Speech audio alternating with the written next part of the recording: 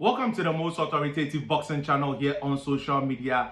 This is your boy, yours truly, Med. In today's episode, I'm going to talk about Anthony AJ Joshua versus Jake Paul and give you my prediction for this upcoming fight in Florida. Before I do, I have to set two preambles straight. First, boxing is meant to save lives and not take life. Second, if a fighter would be contractually, formally or informally, not perform to the best of his ability and be holding back in the ring, that fighter is not worth stepping in the ring.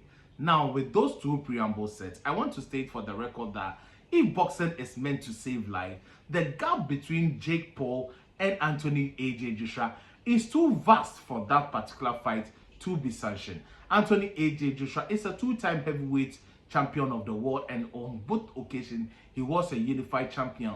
He has faced world champions like Alexander the Cat Usyk, who is the current undisputed champion. He has faced Andy Ruiz Jr., former world champion. He has also faced the likes of Dillian the Body Snatcher White. He has also faced so many other champions, Charles Martins, who are not even at the level of Jake Paul. They are heads and shoulders above him. But to put Jake Paul in a match with Anthony AJ Joshua is equal to asking him to run through the red light where he has a potential of being knocked down. Jake Paul's life is at risk facing Anthony AJ Joshua.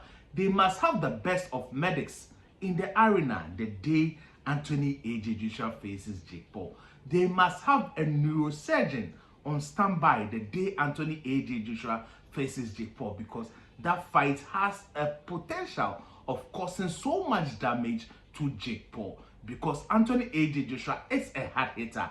Because he lost his last fight in a dramatic fashion to Daniel Dubois does not mean that Jake Paul is at the level of Anthony Joshua.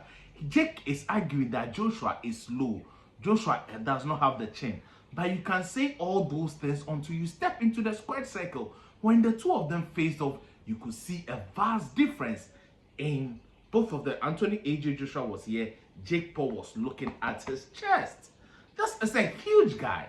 And after the weigh-in 245-pound limit, they don't have control over Anthony AJ Joshua's next day weight limit. So Anthony AJ Joshua could be coming into that particular fight the next day around 270, 280 pounds.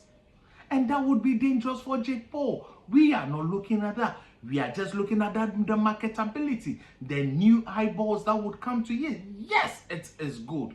But when a life is at stake, we must do all our checks, dot our I's and cross all our T's in order to save that particular life, even if it's one.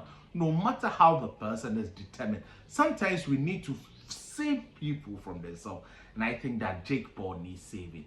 If Jake Paul lasts more than 4 rounds against Anthony AJ Joshua, then AJ made it so. Anthony AJ Joshua would knock out Jake Paul.